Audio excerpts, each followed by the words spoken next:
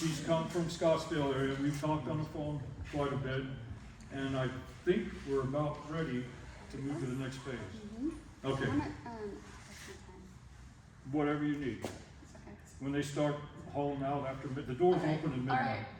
All right, just Okay. raise your hand if it's going on too Do you long. need the I got a lot to microphone say. for her, or am I the only wimpy voice? Okay. Okay. Can I sit by your purse? Yes. Anything in there? No. Oh, Do you mind if I sit? no. Consent You search. cannot. Ah, very good. Good I do answer. not consent. Okay, no consent searches on anything, folks. Get a warrant. Hi everyone, thank you so much, Randy, for having me, and thank you all for being here. My name is Schultz. I'm an attorney. I'm not licensed in Arizona. I've never applied to a bar. I actually spent my career in surgical sales. I sold capital medical equipment, so I kind of got to see the evil side of how, I don't know, how they're making money there. And then when I realized that our country is trying to be taken over and that not everyone in our country worships God, I honestly just learned that in March 2020. I know people have different gods, but like I just didn't realize the evil in our own government. Anyway, I just felt such a conflict of consciousness, and I wanted to get into the fight. And so I had reached out to Simone Gold. I don't know if you guys know the organization. So I worked with America's Frontline Doctors for the last year as legal director. And so I ran point on all the strategic litigation, and I wrote all of the letters for public use. I was able to get the mask mandate lifted off of my 3 little kids, 7 and under school, and a lot of other schools as well, and help people with the vaccine mandates. I met Randy because we are now, after running point on all of the strategic litigation at America's Frontline Doctors, cases just really weren't heard. There's so much judicial discretion of procedurally if they want to keep a case in court or just throw it out for not wanting to do anything other than government science. So I really think the criminal complaint is where it's at. I am no longer with America's Frontline Doctors. I started an organization locally here called Hands for Health and Freedom, based upon an experience that I just had with my own family. As I have been advocating for early treatment for this entire year, and we have early treatment. We had ivermectin, but I recently found myself in a situation where my in-laws, who live on our street, are such patriots. They would be here at this meeting if they could, and we just got into this situation where they just felt, when they had COVID, this was in August, they felt like they needed more oxygen, and they weren't on a high enough dose of ivermectin. So they both ended up at separate ICUs within 2 days of each other. And I was like, okay, this is why I was born. Like, this is why every experience I've ever had in my life, like, this is my fight. I am gonna get these people out of here because I had been, I know what's happening, but I didn't realize how bad it is and how coordinated it is. And so when my father-in-law was in an ambulance headed to Mayo, I met him in the parking lot, and we had a notary meet us, and he signed a medical power of attorney and an advance directive. And so I'm his power of attorney, and my mom-in-law's as well. And in his advance directive, it said no ventilator, because we feel like that's part of the scam, and then they also make way more money if you die on there than if you live. We said no vaccine, and I totally respect if you make a choice and you want to do that. I'm not trying to offend anyone, but this was their choice. No vaccine and no remdesivir. And so the reason why they didn't want to do remdesivir is because it actually has like extremely high levels of kidney toxicity, and which ultimately, kidney toxicity causes pulmonary congestion, and then they vent people. So it's, in my opinion, part of the scam. Sorry, I'm talking so fast my lips are getting dry. Can you hear me that? Thank you. You hear what the nurses are calling remdesivir? What? They're calling it "run, death is near." Oh, Yeah. yes. I can see that, yeah. It's pretty crazy. Someone will go in for like a routine, knee surgery or something. They test them for COVID and they say that, oh, you have to go, you have to go to the ICU, you have COVID. And the person says, I have no COVID symptoms whatsoever. What are you talking about? I said, no, you tested positive, you have to go up there. And then they start the remdesivir, and then about half of those people die. So I'm telling you, we cannot go to hospitals. So I find myself, my dad-in-law, Chuck, is at Mayo. My mom-in-law, Christy, Banner Thunderbird, okay? My dad-in-law at Mayo, he was deprived of nourishment and hydration for 6 days, except for 1 bag of D5 water. He was given an investigational drug that I hadn't even heard of yet called baricitinib, which is an RA drug that was repurposed for COVID. So to treat RA, I guess, dose it at like 2 milligrams, but they dosed it at 4 milligrams, tried it on 764 people, realized that it caused blood clots and bleeds, and then they gave it emergency use authorization for COVID. So they gave that to Chuck without knowledge or consent, and I was like dogging them every day and asking what's going on, and trying to get and anyway, they wouldn't give me access to health records while he was there, and then they kept him secluded for 24 days, which in Arizona, the isolation guidelines are 10 days post-onset of symptoms. Chuck actually went to the hospital on his 10th day of symptoms, so essentially he should have never been secluded. I was carried out and had bruised arms from 3 Mayo security guards when I said, I'm happy to comply with whatever Mayo policy that you have that supersedes the state guidelines and the CDC recommendation. I will comply, just produce that for me. And they wouldn't produce it and said, well, I'm gonna go try. And all these other families were going up the elevator, and then they carried me out. So that was my father-in-law. We eventually, the good news, we got him out. And he's home right now, staying with us. He's doing fantastic. He can go for about 80% of the day on no oxygen at all. And then, he needs it sometimes. But we got him out on September 16th, only by saying that he wanted to go home and do hospice. They had no plan whatsoever to release him. I'm telling you, we have to stay out of the hospitals. It is so bad and so evil. There's a sinister agenda for people that are the non-compliers, the people that aren't vaccinated, or people that know and want to refuse remdesivir. They punish you. So my mom-in-law, she died. And I will never stop fighting, because this is what she would want. She would be the first person in line to make sure that a light is shined on this so that no one else's family has to go through this. Okay? So anyway. Medical kidnap. Yes. Medical kidnap, false imprisonment, medical battery, crimes against humanity actually is, it's so bad. So, okay. There's that part. So, some ideas. First, how to stay out of the hospital, okay? So first, to understand actually how COVID works. So, the first wave, and I truly believe, and I'm not a doctor, but I work with a lot of them, okay? I truly believe that it was really just a weaponized cold and flu, and they, the numbers and this whole thing. This second wave, whatever it is, if it's shedding from the vaccine or spike protein thing, or they release something else, I think it's way worse than the first. That's just my opinion. I had it at the beginning of August, but I'm totally fine because I was on early treatment and I took the right dosage, and so does my husband. I think that people who aren't treated for COVID, early outpatient could have issues.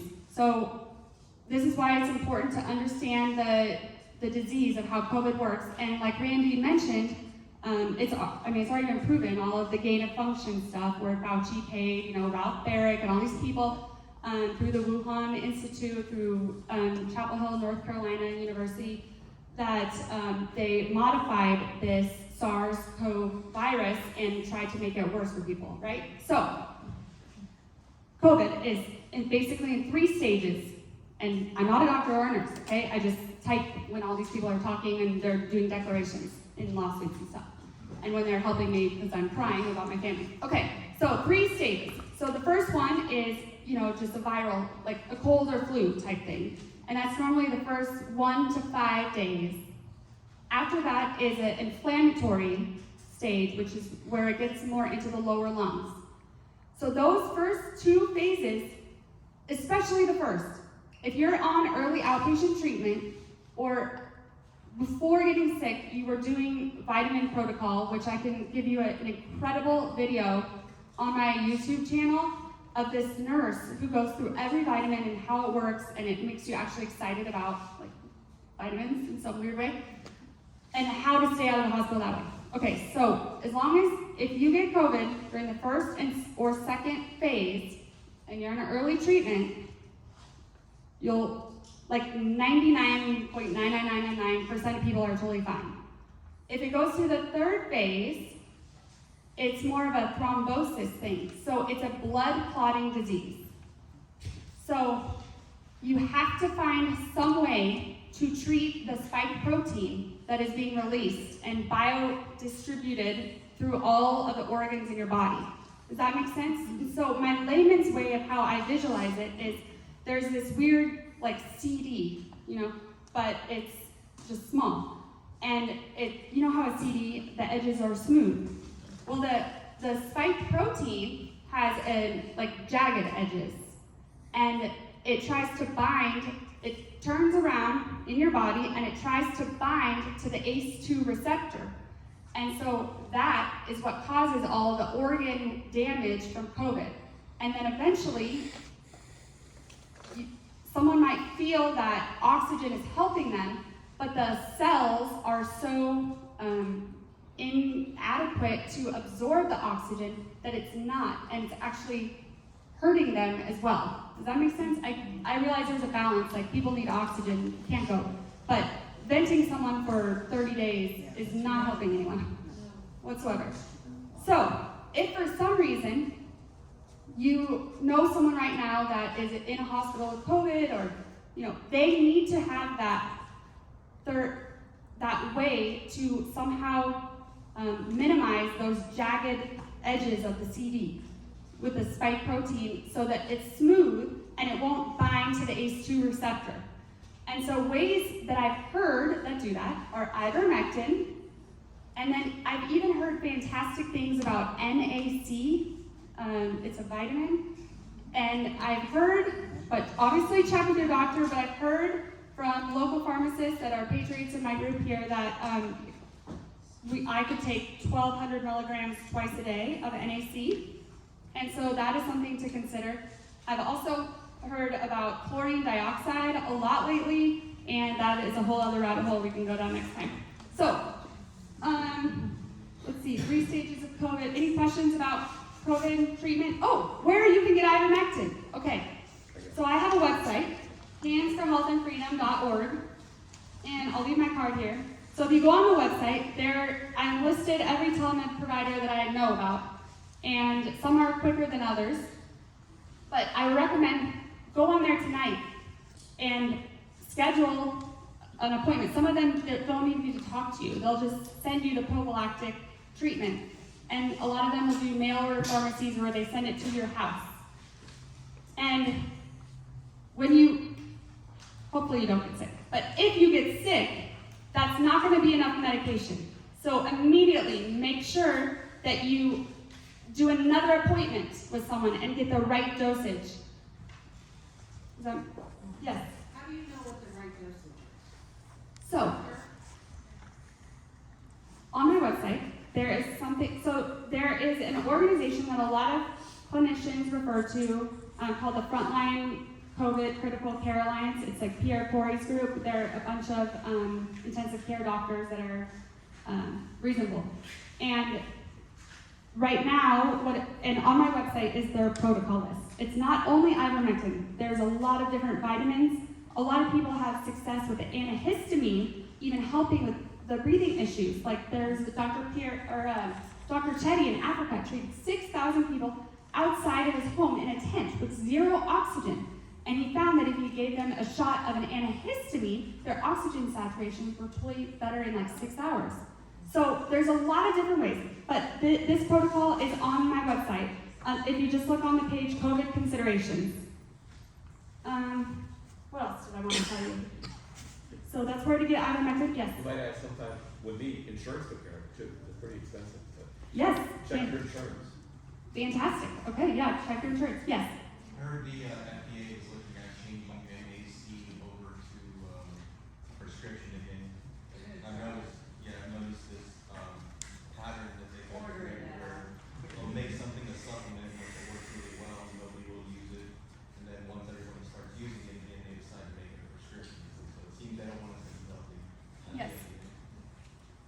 heard that too. Yep. So yes, get it while you can. I have a friend in Kansas who gets her ivermectin from India. I might know someone Yeah. in my house who did that same thing. A bunch of it. Yep. Yep. And actually, I started not feeling well, about a month or so ago. And I'm a horsewoman, and I had the horsewoman ivermectin. And I just set the thing to my weight and squirted it right in my mouth. It does not taste bad. Yeah. People say it works the same. Yep. The media will spin it differently, but yeah, the people say it works the same. If you need it, you need it, and why not try it? Yes.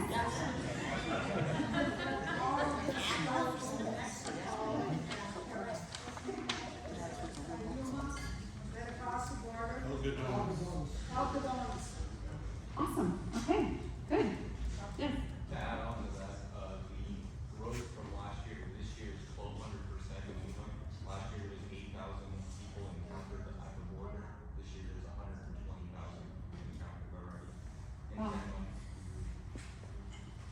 Could you, rather than everybody come up and grab your business Yeah. card, or I don't know how many you have, could you just read off your website? handsforhealthandfreedom.org, all spelled out. So, what I would empower you to do, even though you can go on the website and get your prophylactic dose of ivermectin, trust me, if someone gets sick and you're trying to stay out of the hospital, we need more local doctors. You're going to want someone who you can rely on if you get sick, and is on the same page and doesn't want you to die in the hospital. So, what I would suggest is if you go on my website and then under COVID and you print out that protocol for the FLCCC for the early outpatient treatment, print it out.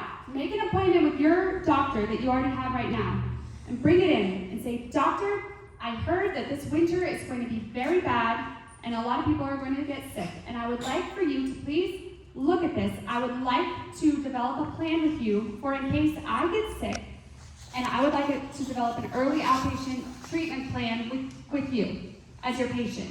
So would you please look at this, and we don't need to talk about it right now. I will schedule an appointment for 3 weeks out, and I will come back and we can discuss it. So then schedule another appointment, come back, and you can tell right away if he or she didn't even look at it. And if so, find another doctor. But if they honestly looked at it, then maybe they will be open-minded enough to try something for you as their patient. So if we have more people trying this kind of things, then we can develop more of a network of healthcare providers, because we're going to need it. Because very soon, there are not going to be vaccinated people allowed in hospitals, which hopefully my story made you at least feel better about potentially not being able to go to a hospital. So, it's not as bad as it sounds if we just stay out of them. Okay, so this brings me to the criminal complaint. So, Randy and I have been working on 2 different criminal complaints. One is for situations like my family, where they were experimented on, they were secluded, they were, you heard. The second is the vaccine mandators. The people who are being financially incentivized in some capacity for you to have to take an experimental shot that you don't want to take. And I'm very excited about it. So I just filed my criminal complaint, and the Attorney General's office accepted it, which I'm very thrilled about.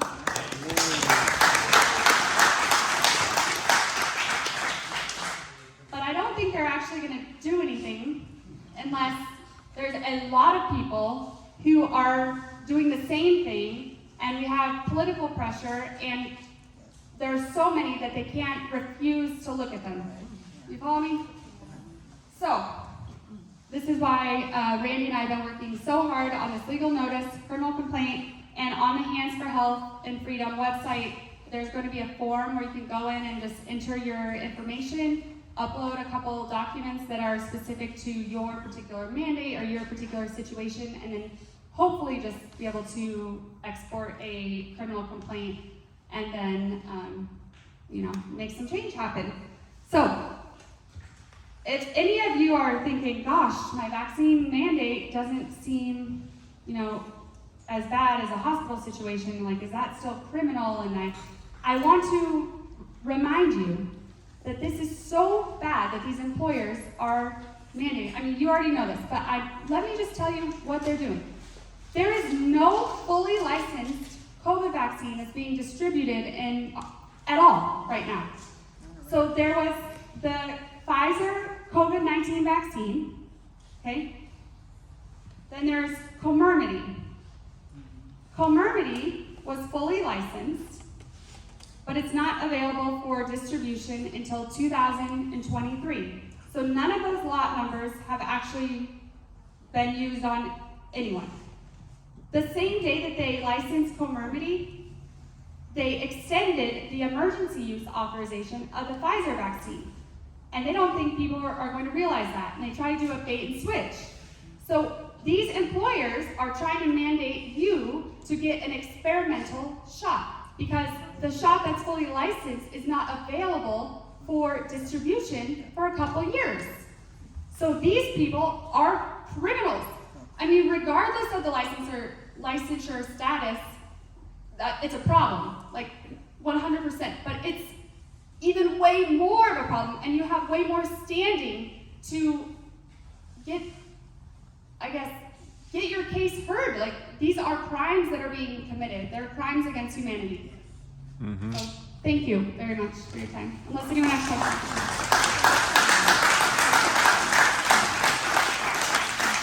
Okay, the fact that she obviously, Bronovich's office found cause to accept her case, at least for review. One case. What we're doing is we're saying we need all of you people in here that are being mandated. Boeing, we're here to help you folks.